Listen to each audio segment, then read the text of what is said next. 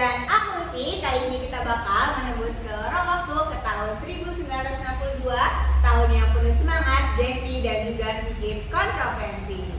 Dan ya, kita bakal ngobrolin salah satu momen besar di Indonesia saat menjadi pusat perhatian Asia, yaitu Asian Games 1962. Nah, bukan cuma soal olahraga nih, tapi juga ada tentang ambisi, politik, dan identitas bangsa muda yang pengen nunjukin ke dunia, hey dunia, ini loh Indonesia. Betul banget nih. Makanya Soekarno tuh menyebutnya proyek mercusuar karena tujuannya bukan cuma bikin stadion megah, tapi juga bikin dunia menoleh ke arah Jakarta. Betul sekali. Pada masa demokrasi terpimpin, mereka juga pengen nunjukin bahwa Indonesia itu mampu sejajar dengan negara besar lainnya. Nah, Asian Games waktu itu juga jadi simbol kebangsaan dan persatuan. Dan pastinya kita ngobrolin ini gak akan sendirian, karena udah hadir 3 narasumber yang keren-keren banget yang bakal nemenin kita buat ngebongkar kisah di balik Asian Games 1962. Oke, langsung saja kita sambut Dr. Ahmad, sejarawan politik yang bakal bantu kita melihat sisi diplomasi dan politik global di balik Asian Games 1962. Halo. Selamat datang, Dokter. Selamat datang, Dok. Halo, Dok. Nah, dan berikutnya sudah bersama kita juga nih Ibu Ambar, peneliti sejarah urban dan sosial Jakarta. Selamat datang, Ibu. Nah, tentu saja nggak lengkap kalau kita nggak dengar langsung dari dunia olahraganya nih. Sudah ada juga di sini ada Bu Wina, jurnalis olahraga senior yang dulu meliput langsung suasana Asian Games 1962. Selamat datang, Ibu. Wah, sudah lengkap banget ya panel kita hari ini. Sejarah, kota, dan juga olahraga. Semuanya udah nyatu banget nih. Jadi tanpa berlama-lama lagi, yuk kita mulai. Boleh nih, yang pertama banget, Dr. Rahmat. Oke. Mari kita mulai dari gambaran besarnya dulu nih. Kenapa sih Pak Presiden Soekarno itu begitu berambisi dan sangat-sangat ingin menjadikan Indonesia sebagai tuan rumah dari Asian Games 1962 ini? Tujuan utamanya tuh apa sih, Dokter? Oke, Dewi. Jadi tujuan utamanya pada saat itu melebihi atau melampaui dari event olahraga itu sendiri. Jadi pada saat itu Soekarno mengambil keputusan untuk menjadi tuan rumah Asian Games pada tahun 1962 dan membangun proyek mercusuar atau di mana pembangunan yang sangat maju atau pembangunan yang modernisasi ya tentunya ya. Dan bahwasannya Indonesia membuat itu semua karena Indonesia ini menunjukkan bahwasannya identitas dari negara Indonesia itu sendiri. Karena pada saat itu Soekarno sangat ingin menunjukkan bahwasannya Indonesia itu layak disejajarkan dengan bangsa-bangsa yang lain dan negara-negara yang lain. Oh, jadi Soekarno ini ingin menunjukkan kepada dunia nih kalau misalkan Iya. Indonesia ini tuh mampu loh buat jadi tuan rumah Ya, dalam acara olahraga semegah dan sebesar Asian Games ya. Ya. Nah, tadi kan yang kata dokter ya ada pembangunan mercusuar. Tentunya di sini ada gambarnya nih. Untuk menjadi ada keterkaitan juga dengan Ibu Ambar. Nah, untuk Ibu Ambar, untuk menjadi mercusuar tentunya kan dibutuhkan pembangunan fisik yang masif. Bagaimana sih Asian Games 1962 secara permanen mengubah wajah kota Jakarta kala itu? Ya, ini topiknya menarik banget ya Mbak Ira. Jadi coba kita flashback dulu deh ke suasana Jakarta sebelum 1962. Pasti jauh banget kan dari kata modern ya. Iya, betul banget. Ya, jalan-jalan juga belum bisa kayak sekarang, gedung tinggi masih bisa dihitung pakai jari, dan suasana kota Jakarta itu masih berasa kolonial banget gitu kan. Apalagi memang Indonesia ini baru merdeka beberapa tahun yang lalu. Iya. Bayangin aja ya, demi Asian Games ini dibangun kompleks olahraga Senayan. Mungkin yang sekarang disebut juga dengan GBK ya, Gelora Bung Karno. Jadi dulu itu ya bisa dibilang ya stadion ini tuh bisa jadi stadion yang paling megah se-Asia. Bayangin se-Asia lah. Keren banget kan? Keren banget itu ya. GBK se-Asia ya. Iya betul bagus sekali. Terus dibangun juga Hotel Indonesia, di mana ini tuh ada hotel bintang 5 pertama di Indonesia.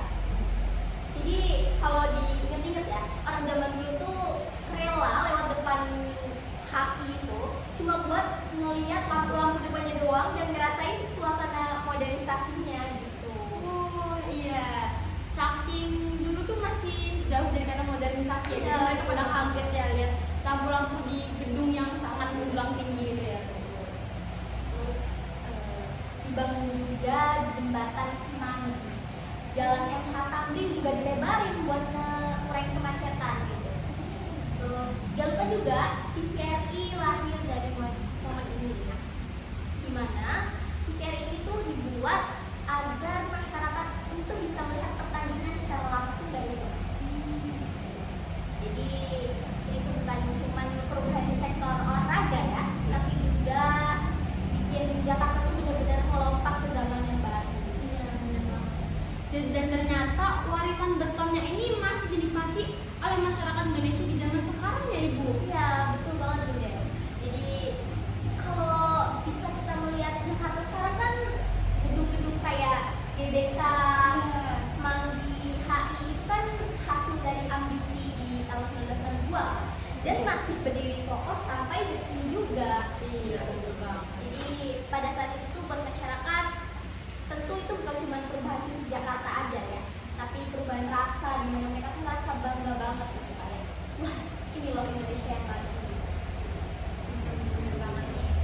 Tapi ternyata di balik kemegahan itu ternyata ada juga nih yang namanya politik besar ya. Dr. Rahmat bisa dijelaskan nggak sih kontroversi yang pada saat itu tuh ramai banget dibicarakan? Yaitu katanya ada nih yang namanya penolakan delegasi Israel dan juga Thailand. Itu bagaimana sih? Oke, mungkin di balik semua kesenangan atau kebanggaan dari masyarakat Indonesia ya, ternyata Indonesia itu pada saat itu memiliki kontroversi yang sangat besar ya. Karena pada saat itu Indonesia itu sedang menjalin hubungan baik nih dengan negara Arab dan RRT atau yang bisa disebut sebagai Republik Rakyat Tiongkok. Nah, dan pada saat itu Indonesia memutuskan bahwasanya negara Israel itu dilarang ikut pada Asian Games tahun 1962 itu. Nah, dari konsekuensi itu dari apa sih konsekuensi dari keputusan itu? Wah, pada saat itu Indonesia sangat, saya bilang Indonesia sangat berani ya, karena mengambil keputusan yang sangat besar dan mempunyai konsekuensi sampai tertentu tuh. Karena pada saat itu konsekuensinya adalah Indonesia di-ban oleh IOC atau International Olympiade Committee. Nah itu kalau bisa dibilang sebagai induknya olahraga internasional untuk semua negara. Nah gitu. Dan bisa saya bilang tadi juga karena pada saat itu memang Indonesia itu sangat benar-benar berambisi menunjukkan bahwasanya Indonesia itu sebagai negara yang maju dan bukan sebagai negara yang tertinggal lagi. Terlepas dari latar belakang, pada saat itu Indonesia kan bisa tahu kita juga ya, saya tahu juga Indonesia itu memiliki sejarah yang kelam pada saat penjajahan. Jadi Indonesia mungkin belajar tuh dari kesalahan itu atau perpecahan itu untuk menjadi satu negara Indonesia. Ternyata Indonesia ini pernah kena ban ya dari induknya olahraga ini. Wow, karena keputusan dari keberanian keputusannya dari Bapak Presiden kita. Iya, dan pada saat itu juga Indonesia sangat muda loh sebagai sebuah negara ya dulunya, dan sudah berani sekali untuk mengambil keputusan menjadi tuan rumah dan mencoba adukan sebuah politik dengan olahraga. Dan katanya alasan lainnya itu karena Indonesia ini dinilai terlalu berani karena mencampur adukan yang namanya politik dan juga pada event acara Asian Games itu ya olahraga. Iya, betul. Karena karena seperti itu Indonesia berani atau menindakbolehkan Taiwan dan Israel untuk mengikuti Asian Games pada tahun 1962 itu. Iya. Nah, mari nih kita bergeser dari arena politik ke arena pertandingan. Nah, Bu Hina, terlepas dari bagaimana sih atmosfer olahraga dan dukungan masyarakat pada saat itu? Pada saat itu masyarakat ini berbondong-bondong datang ke stadion untuk melihat acara tersebut. Masyarakat ini seolah merupakan perjalanan politik yang terjadi pada masa itu.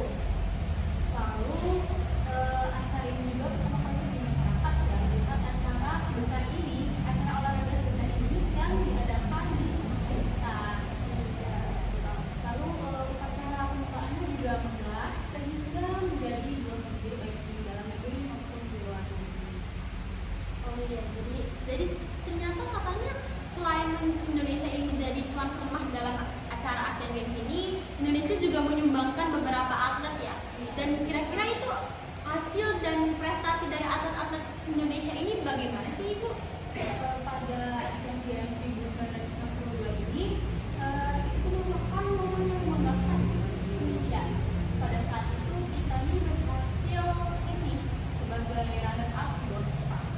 Bayangin aja di finish di bawah Jepang di Indonesia. Wow, keren banget ya. Di bawah Jepang loh Di Ibu. bawah Jepang. Lalu bukan hanya ini juga, bukan hanya itu saja, medali emas juga berdatangan dari cabang-cabang andalan kayak bulu tangkis, terus lari jarak pendek, lalu ada atletik, ya dan lain sebagainya. Untuk nama pahlawan sendiri itu ada tanggal di bidang bulu tangkis dan Muhammad Sarengat di bidang lari jarak pendek. Wah, keren banget ya, ternyata Indonesia ini ternyata punya lah pada zaman itu punya atlet yang bisa sangat membanggakan bagi negara kita ya. Dari tadinya kita ini udah bahas nih soal pembangunan besar-besaran menjelang Asian Games 1962. Nah, Ibu Ambar, banyak banget nih sekarang netizen tuh pada banyak yang bilang katanya, wah zaman dulu pembangunannya cepet banget ya. Sekarang kok susah banget membangun kayak gitu. Nah, sebenarnya emang pembangunan pada saat itu tuh secepat itu ya Ibu? Ya, betul banget. Jadi memang pada saat itu pembangunan itu luar biasa sangat cepat ya. Jadi mungkin itu juga didorong oleh tekanan dan juga semangat nasionalis yang cukup tinggi ya, sangat tinggi Iya. lah dibilang ya. Tapi memang sulit untuk dibayangin dalam kurun waktu 2 tahun bisa terbangun ya, bisa berdiri kompleks olahraga terpadu ya, Senayan ini. Bahkan stadion ini tuh seperti saya sebelumnya bilang pernah jadi stadion yang paling megah terbesar se-Asia. Iya. Luar biasa banget kan? Keren banget Indonesia. Tapi tentu aja ini tuh didukung juga oleh negara ya, sepenuhnya didukung oleh rakyat dan juga semangat Indonesia untuk menunjukkan diri ke dunia lewat pembangunan ibu kotanya. Wah, jadi bisa dibilang Asian Games kali itu adalah semacam proyek impian ya, bukan cuma proyek olahraga gitu. Iya, betul banget. Dan mungkin kalau istilah zaman sekarang ini tuh kayak semacam show off-nya Indonesia ke dunia gitu ya Ibu? Ya, mungkin bisa dibilang seperti itu ya. Tapi mungkin show off-nya ke positif. Iya, ya, karena betul nggak cuma buat banget. ajang pamer-pamer doang. Iya. Tapi ini kan menghasilkan sebuah perubahan ya, membawa perubahan besar gitu, yang berdampak positif. Iya, tentunya ternyata show off Indonesia ini berani beda ya. Bukan yang ke hal yang negatif-negatif, tapi hal-hal yang positif, yaitu membanggakan masyarakat Indonesia-nya ini. Nah, ngomongin soal pembuktian, ini ternyata ini nyambung juga loh ke bagian politik. Banyak juga nih yang penasaran. Katanya, kenapa sih Soekarno dulu sampai menolak negara peserta kayak Israel dan Taiwan? Seperti yang tadi kita udah bahas ya dok. Netizen tuh kadang tuh bilang itu tuh keputusan yang emosional. Tapi apa bener ya emang sesimpel itu dokter? Pada saat itu keputusan itu tidak sesimpel itu ya, tidak sesederhana itu. Karena ya Soekarno itu sudah memikirkan matang-matang bahwasanya hal tersebut. Dan mengapa saya bilang berani terhadap Bapak Proklamator kita ini, Bapak Insinyur Soekarno, karena beliau sangat berani untuk mencampur adukan di sebuah politik dengan olahraga. Nah, karena pada saat itu juga Bung Karno lebih memilih hubungan baik antara negara Arab dan negara RT ini baik-baik saja daripada nanti pada saat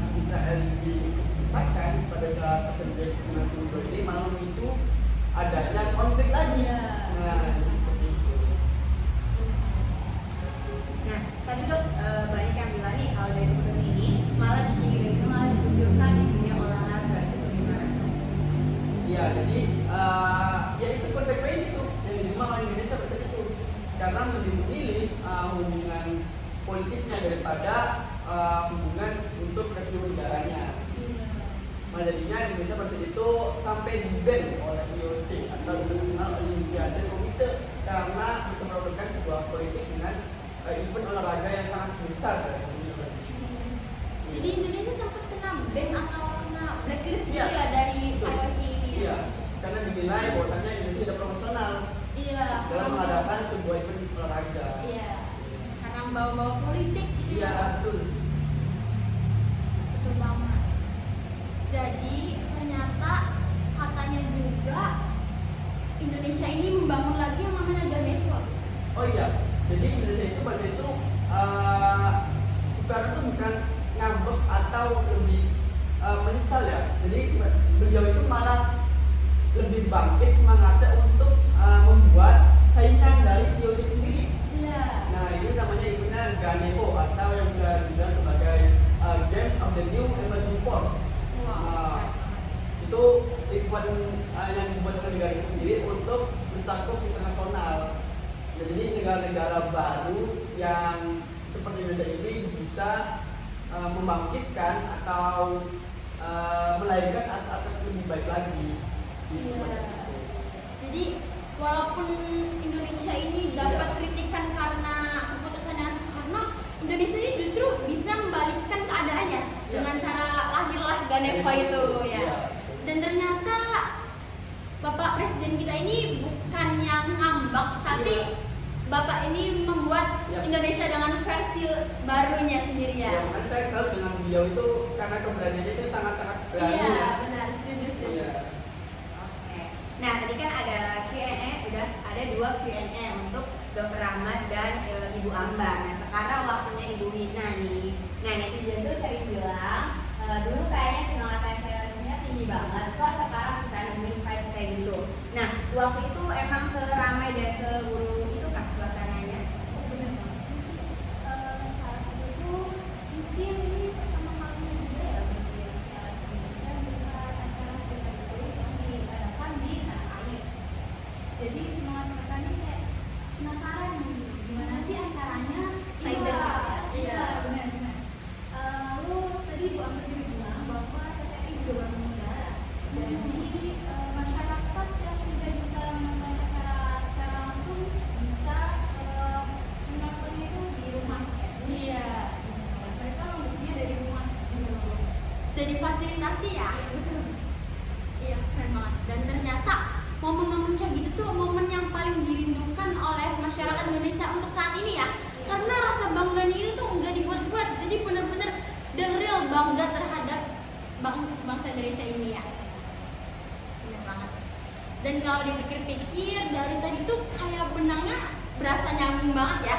Dari pembangunan, politik, sampai ke euforia masyarakatnya ini. Semuanya ini berpusat dalam satu hal, yaitu semangat buat nunjukin siapa sih kita ini, siapa sih Indonesia ini. Nah, aku mau nanya nih buat ke semua narasumber, kalau disimpulkan dalam satu kata, kata apa sih yang paling menggambarkan Asian Games 1962 ini? Boleh Ibu Amber? Kalau menurut saya satu kata ya. Iya.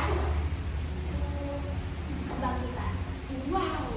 Jadi iya betul. Jadi momen ini kan adalah momen di mana Indonesia membangun identitas modernnya. Iya, benar banget sih. Jadi Indonesia pada saat itu bisa bangkit ya.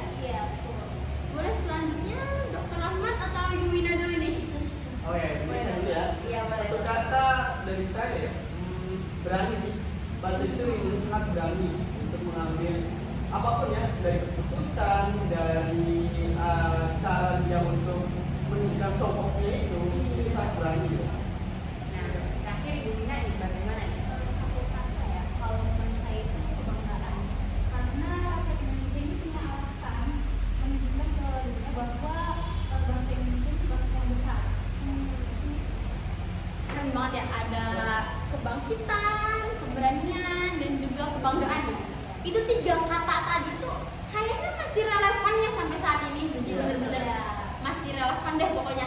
Setuju banget. Mungkin itu juga kenapa ASEAN Games ini bisa kita selalu menarik buat diulik gitu kan. Iya. Bukan cuma nostalgia tapi juga ada tentang pelajaran tentang semangat bangsanya juga. Iya bener banget. Dan dari pembahasan tadi ini bener-bener ngebuka banyak sudut pandang ya. Mulai dari semangat para atlet sampai sisi politik dan pembangunan di balik Asian Games ini.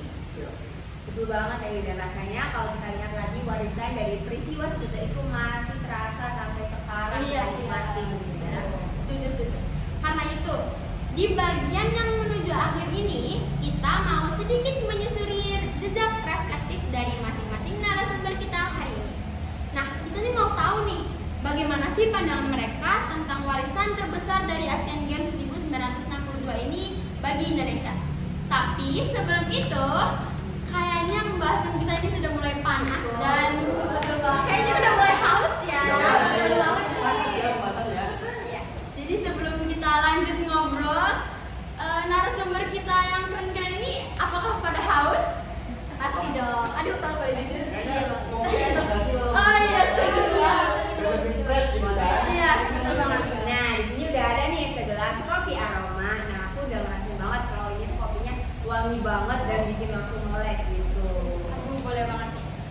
Pantes aja Lucy dari tadi tuh semangat tuh kelihatan banget. Emang ya cuma kopi aroma yang bisa bikin kita nikmati di hidup kita ini biar jadi lebih hidup dan lebih berwarna lagi gitu. Betul, karena setiap tegukan kopi aroma ini punya cita rasa khas dan bikin mood kita langsung naik loh. Udah setuju banget. Jadi tanpa berlama-lama lagi kayaknya mending kita ngopi sekarang aja ya. Boleh. Boleh nih kita cek dulu nggak sih? Aduh, boleh dong. Oke.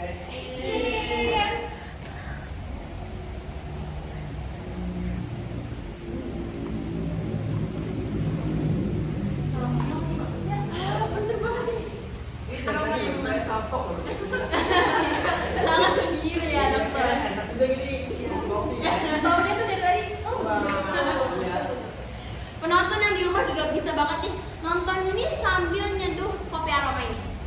Jadi, buat kalian para pemirsa dan para penonton jejak waktu yang lagi butuh temen buat nyantai, jangan lupa siapin kopi aroma. Nikmatnya nyata, aromanya juara. Nah, karena udah pada semangat lagi nih. Iya, bener Kita banget. lanjut kasih bahas lagi. Boleh. Oke. Nah, jadi kita udah menuju akhir lagi ya. Tadi tuh sebuah peristiwa dengan dua sisi ya. Ada kebanggaan prestasi dan juga pembangunan. Nah, namun juga ini tuh menjadi syarat dengan manuver politik yang berdampak sangat panjang nih. Jadi dampak ini jangka panjang ya, bukan jangka pendek pada saat itu doang.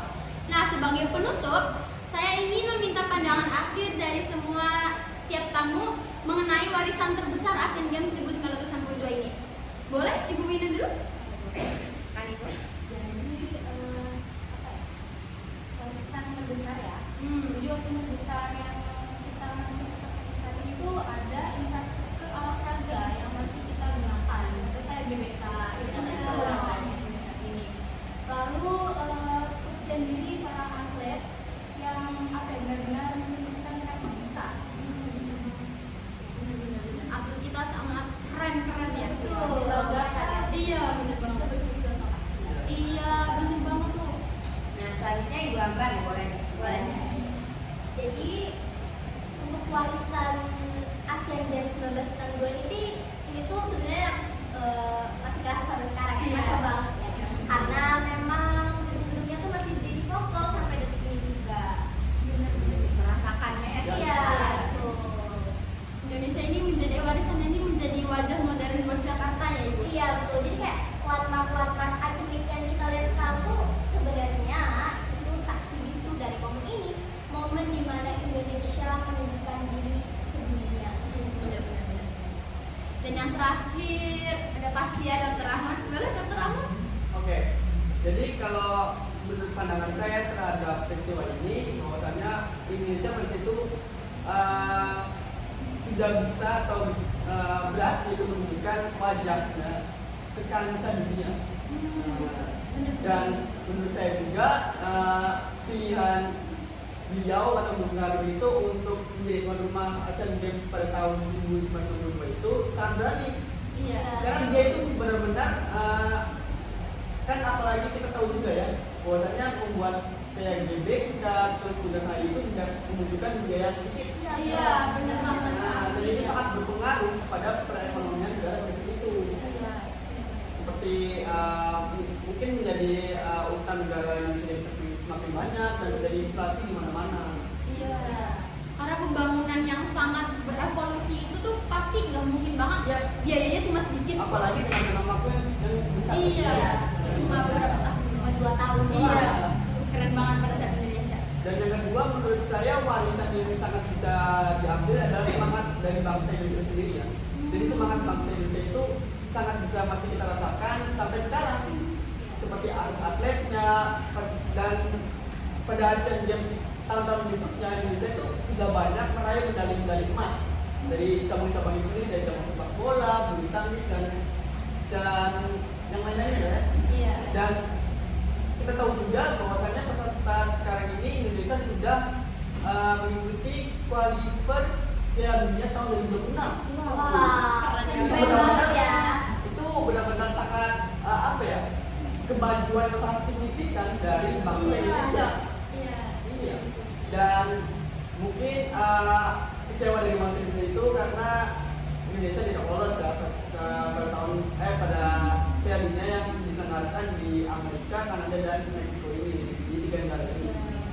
Cuman mungkin di tahun-tahun berikutnya mungkin Indonesia masih bisa kembali bersemangat untuk Piala Dunia. Amin ya, semoga. Mungkin kalau sekarang ini belum rezekinya ya. Jadi Iya, betul, nanti rezekinya. di masa depan ini siapa tahu kita bisa jadi pemenang utama ya. Ya, betul. Amin. Kita bisa saja. Jadi ternyata 3 perspektif yang berbeda tapi tetap saling melengkapi satu sama lain dengan sempurna loh. Terima kasih banyak Dr. Rahmat, Ibu Ambar dan juga Ibu Wina atas diskusinya kita hari ini. Diskusinya sangat mencerahkan ya. Terima kasih juga untuk para pendengar Jam Waktu. Saya Dewi Saya Lucy, sampai jumpa di episode